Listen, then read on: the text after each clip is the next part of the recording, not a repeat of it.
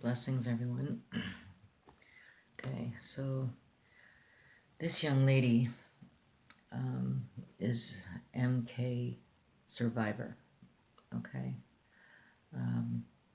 I met her a few years ago, and there's something that's in common that we both share, and that is our first memory.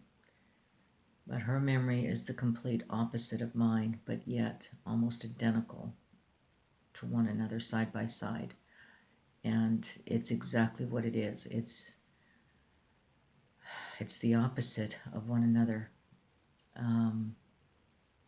All I could do was just shake my head, and I, at this point, really started to think that there's maybe a great possibility of with me, myself, with this MK Ultra program.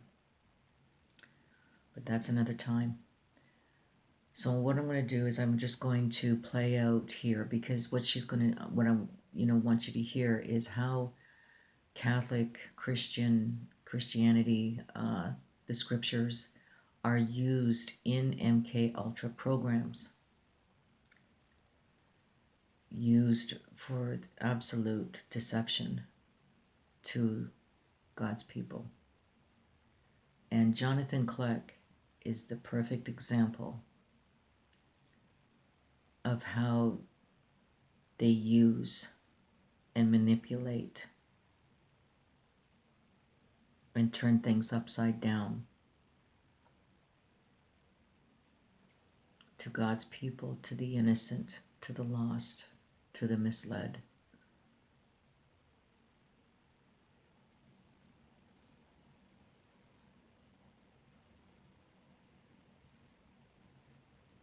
This is what MK Ultra looks like. They call it Monarch. It's another name for it, but it's still MK Ultra. And you know, when I read Jesus and Mary Magdalene's last conversation, and the question that she asked Jesus was, what sees the vision, the spirit or the soul? And Jesus responded and said, it's what's in between. And this has stuck with me, because I believe this is what we're talking about here, right now, today.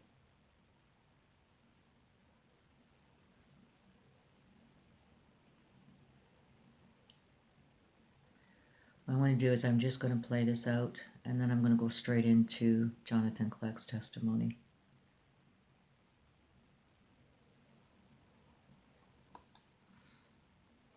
I'm just going to lay out some facts about me. Those who watch my channel probably already know these things. I am a survivor of satanic ritual abuse and MK Ultra mind control programming. I was born into a family with ties to the satanic elite, Masonic groups, and the CIA. I've systematically fought my way out of that situation by deprogramming myself from an extremely young age, using knowledge of mind control programming that I acquired through my own training as a mind control programmer. Another key thing, and I know this is really long, so thank you to anyone who's bearing with me through this. Again, I'm really trying to be helpful to everyone. Speaking as just a member of my community, to members of your community, I really want us to all be closer together. So, what was I going to say? I'm sorry, it's hot in here. I kind of dehydrate a lot, and that makes my brain kind of slow. What was I going to say?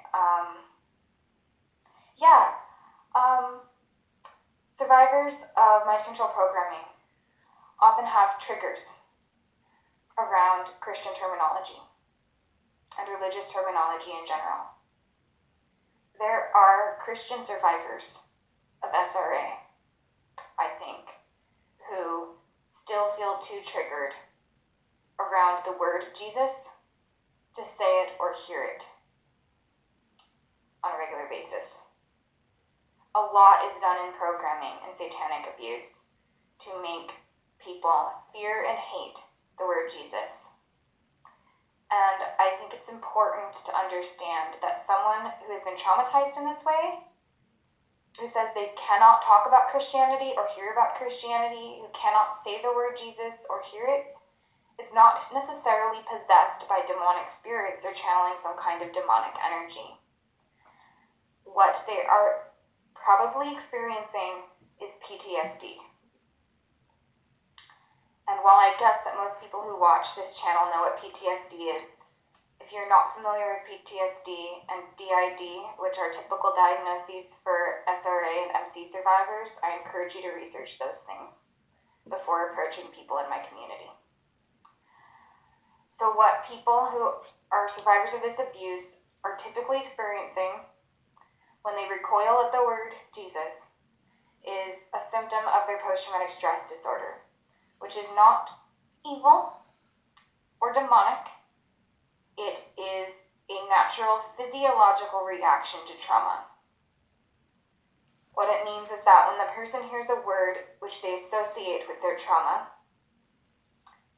they may get flashbacks and panic attacks. They may relive the event through a flashback, or shut down, freeze, and dissociate, meaning that they check out and enter a trance-like state. This is something that is systematically manipulated through RAMC. Abusers in RAMC repeatedly traumatize their victims and then use their victims' natural traumatic responses to control them. Which leads you into sin, which has everything to do with your emotions. They trigger emotions in order to control. They cultivate the natural response in some people to dissociate, encourage it, and increase the person's capacity for dissociation through repetitive conditioning and trauma, so that the person specifically enters that trance-like state and has that freeze response where they go into a hypnotic trance. And then the programmers are able to manipulate that person because a person in trance is more likely to believe what they were told at face value. And a person who is in a state of high trauma, the part of their brain that thinks critically is likely shut down, or shut down to a large degree. And so it is important to recognize the severity of the abuse that MC survivors have gone through, and to recognize that someone who's having a traumatic response to the word Jesus, or the word God even, is not demonic or evil. They have a mental health condition that is not a mental illness, but is a neurophysiological response to their evil. They have a mental health condition that is not a mental illness, but is a neurophysiological response to their trauma. So if someone sets boundaries with you about Christianity, what they can and can't talk about, if they tell you that they cannot talk about it at all, you need to respect that and give them their space. Because they may not be possessed by demons, they may be having a traumatic response, and to push them will re-traumatize them. Survivors of RAMC may even have suicide programming that activates when they get too anxious and activates when defensive programming is triggered too heavily. And if a person has defensive programming against Christianity and you push that, you could trigger them to kill themselves. I really haven't. I've been praying a lot, like, Lord, what's going on? I mean, my dad looked me right in the eye, guys. My dad owes me over $350,000. My dad stole from me on the first house I bought with my wife, and I left it in my dad's name. And then I got saved, and my dad took the house and he left me homeless. I read that letter. Let me read you this letter real quick. So at that point, this is important because the end has come. I'll look you in the eye. The end has come. Let me read you this letter. I'll read it very quickly. Okay, let me get my glasses on, guys. It's hard for me to read in the dark with no glasses. Okay, it says, Dear Dad, this letter is simply to resolve something that has been swept under the rug and left, but that needs to be at least stated. In 2001, when I settled a lawsuit with Bozell for trademark infringement, one of my very first orders of business was to pay off the note on the house on Hathaway. I gave you a cashier's check for $70,000 as well as a supplemental cashier's check for $10,000. During that time, you and Mom seized my house and my vehicle that were in your name. They were left in your name in order to protect me from the possibility of Marina trying to make a claim against them due to my personal relationship situation with Marina. We weren't married. She got pregnant on purpose. Okay, just do that. At that time, you took my house and said it was yours, even though I'd made 2 years of payments at $1,200 a month and had given you $80,000. The purchase price of the house was $91,250. At that time, you seized a house that I had paid for and sold it to Dr. Lancaster for $220,000. This gave you a financial gain of $80,000 plus $220,000, which is $300,000. I have endured listening to you tell me that I squandered the money I received from the lawsuit, but the truth is the first thing I did was that which was most important.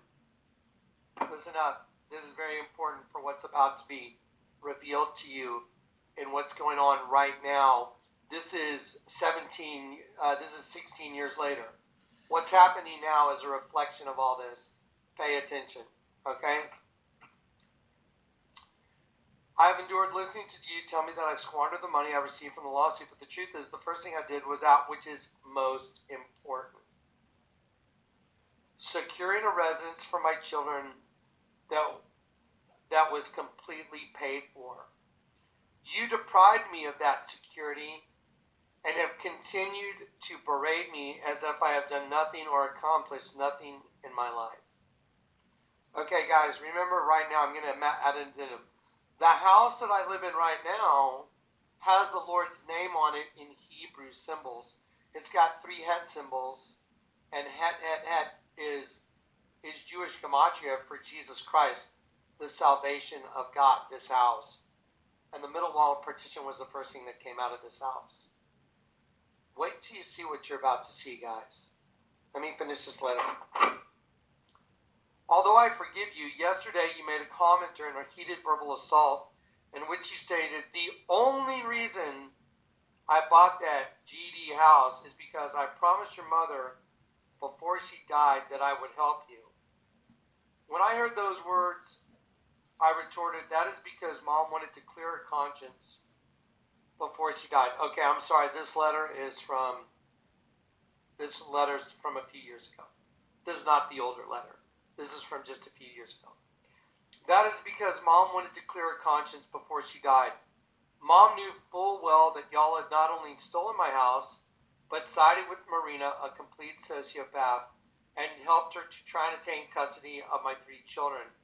Mom was sorry for her part in the whole scheme and wanted to relieve her conscience of it. She and I were at peace with the past, and obviously she wanted to know that you would do the right thing at some point. Like now. Let me be perfectly clear. I want nothing.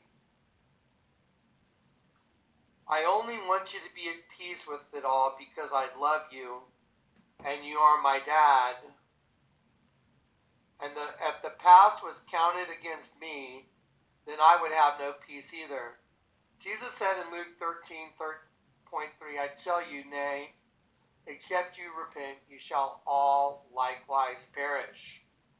Take this opportunity to repent.